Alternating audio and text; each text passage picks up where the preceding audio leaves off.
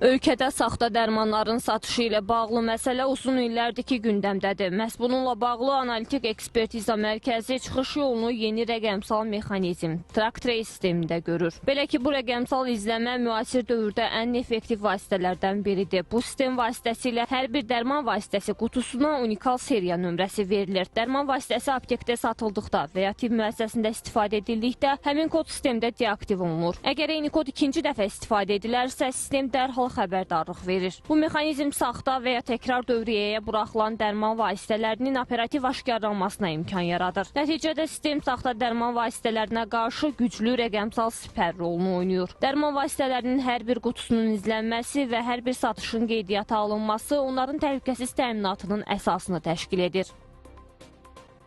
Təqib izləmə sistemi hər bir dərman vasitəsinin yolunu görünən edir və təhlükəsiz istifadəyə zəmanət verir. Bu sistem eyni zamanda vətəndaşlar üçün də əlçatan olması nəzərdə tutulub. Vətəndaşlar yaxın gələcəkdə istifadəyə veriləcək mobil tətbiq vasitəsilə dərman vasitəsi haqqında bütün əsas məlumatlara görə onun saxta olub-olmadığını yoxlaya, hərəkət tarixçəsini izləyə və təhlükəsiz istifadəsinə əmin ola biləcəklər. Gələcəkdə aptekdən aldığınız dərmanın saxta olub-olmadığını belə yoxlaya biləcəksiniz. Bunun üçün xüsusi texniki bilik tələb olunmur. Sadəcə dərman vasitəsinin qablaşdırılmasının üzərində yerləşən datamatris kodunu skan etmək kifayət edəcək. Bu vətəndaşlara daha etibarlı və təhlükəsiz seçim etməyə imkan yaradacaq.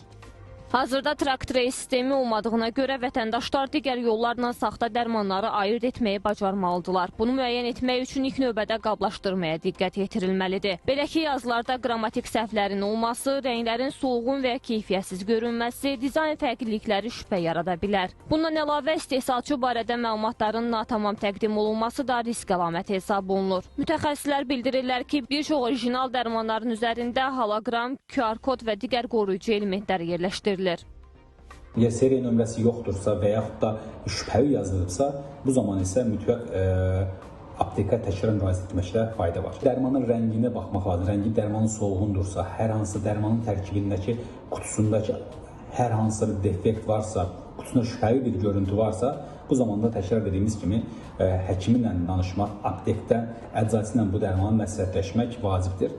Bir də ən önəmlisi, dərman alınarkən güvəndiyimiz, inandığımız apteklərdən dərmanın alınması bizim saxta dərman təhlükəsini bir növün aradan qaldırmış olar. Qiymətin bazar dəyərindən xeyli aşağı olması da mühüm xəbərdarlıq siqnalıdır. Bu kimi hallarda məhsulun mənşəyini daha diqqətlə araşdırmaq tövsiyə olunur. Mütəxəssislər vətəndaşlara dərmanları yalnız rəsmi apteklərdən almağı məsləhət görürlər. Sosial şəbəkələr və qeyri-rəsmi satış kanalları vasitəsilə əldə olunan preparatlar isə yüksək risk daşıyır.